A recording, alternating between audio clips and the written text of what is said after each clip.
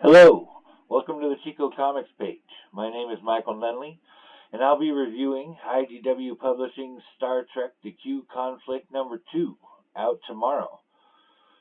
This is written by Scott and David Tipton, has pencils by David Messina, inks by Elisabetta D'Amaco, and the colors were done by Alessandra Alexakis, with lettering by Neil Uyetake. First, we have to talk about the phenomenal team-up of the art crew on this. The likenesses of these characters sets a pretty high bar for this genre. Many other types of these comics where you're doing likenesses based upon actual people, they tend to fall short, unfortunately. Where, at best they have an article of clothing on them that lets you know that that person is who they are.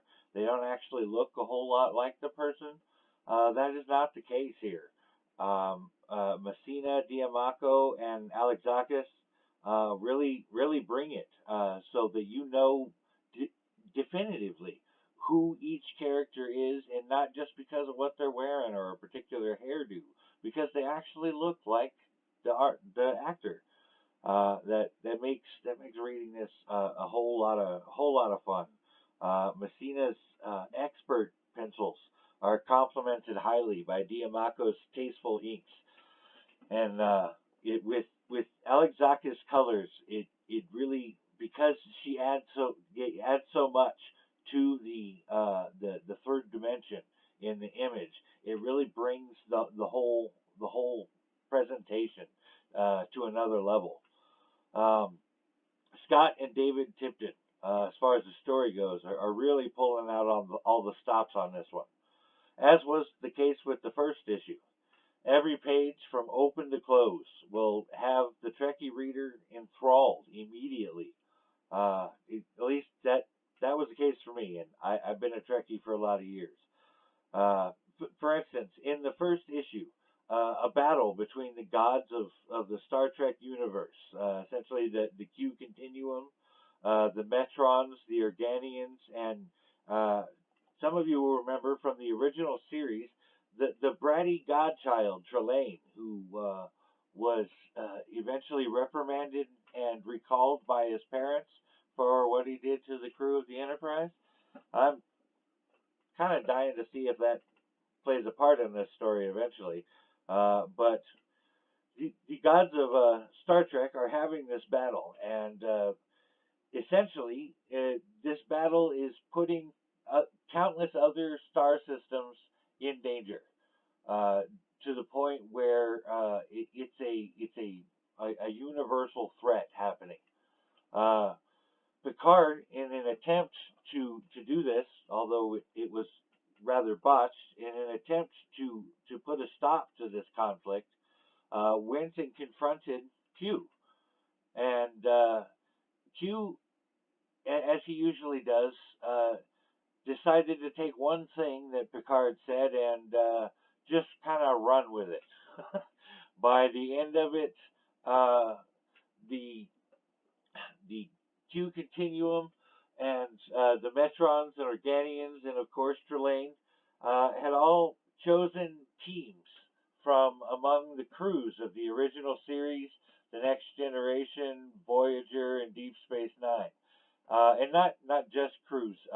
Even Quark is there, and he's kind of funny actually. But yeah, it was a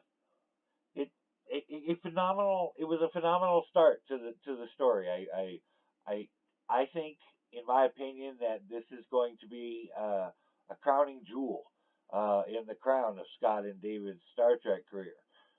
This is just a banging idea. I can't get enough of it.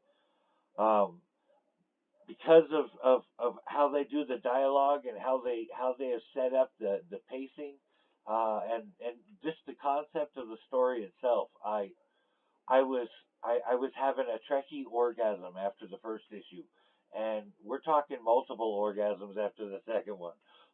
Very, very, very good stuff. Very good stuff. That it is just so fun and exciting. You cannot wait to see what's happening on the very next page. This is my favorite comic that is out right now, and I'm really enjoying it a lot. Granted, with all fairness, I am a huge Trekkie. I have been since I was a little kid, so my opinion might be slightly biased. Um, I would like to add that if you are not an enormous Trekkie, like if you don't know who the Metrons, Organians, or Trelane are, who the Q Continuum is, this isn't going to be as exciting. It's still a good story. It's still a good story, but it isn't going to carry with it that electricity that a Trekkie would feel reading this story. Um, that being said, this issue number two opens up by you get to see who the teams are that are chosen by the different deities. Um, and it isn't how I thought it was going to go at all. I figured, they'd each one would pick the original series crew, one would pick the Voyager crew, and what have you. But that isn't how they did it at all. They simply took all of the individuals and picked them one by one, like it was choosing a schoolyard football team. And so by the end of it, all of the crews were mix and matched. Um, but they were mixed and matched in a way that showed a real cleverness to it. Um, for those who have played games like Dungeons and Dragons or other RPG games like that, um, when you're going on a quest, you got to have certain elements. You basically want all your bases covered. You want a magic user just in case you got to run into magic. You want a thief just in case you got to steal something. You need what they call tanks in like a warrior to be able to deal with people. That you need different, all the different positions need to be noted, and the deities here did that rather well.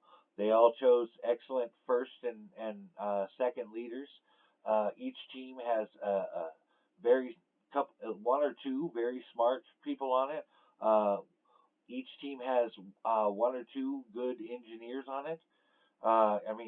Each section, each team has a good medical officer. Each team has a good science officer. Just every position was filled to cover it. So I just seeing how they divided it up was really really fun. I enjoyed that a lot. Um, I uh, I we're getting into Scully's Corner now, where I discuss my recommendations, and I cannot recommend this more to Trekkies. If you are a Star Trek fan, and especially if you are a fan of Star Trek comics, then this is a definite need to get for you. Uh, Scott and David are bringing an awesome story. Uh, I talked to them a little bit, and they had mentioned basically IDW wanted a really big story, and uh, damn, Scott and David really brought a big story. It's just so much fun to read. I can't I cannot stress enough how much fun I had reading this. But as I said before, if you're not a huge Trekkie, while the story itself is still good, the idea of mortals being used in a contest of the gods, that is a classic. I mean, that story has been going on since the ancient Greeks. You know what I mean? But uh, so there is stuff there for those who are not Trekkies. But to a Trekkie who knows who the Metrons, Organians, and Trelane are, who knows who the Q Continuum are, this is going to be a mind-blowing, heart-exploding situation where you just I'm ecstatic. I'm stuttering right now. That's how ecstatic I am. Art wise, excellent, excellent presentation. 5 out of 5. Story wise, the dialogue was great. The pacing was great. and the story itself is just awesome. 5 out of 5 with that. And so overall, 5 out of 5. I'd give it, an extra point if I could. I really, really love this series. I can't possibly recommend it enough. Thank you for taking the time to watch this video, and we appreciate your patronage to the site and to us at Chico Comics page here. My name is Michael Nunneley, and Qapla'.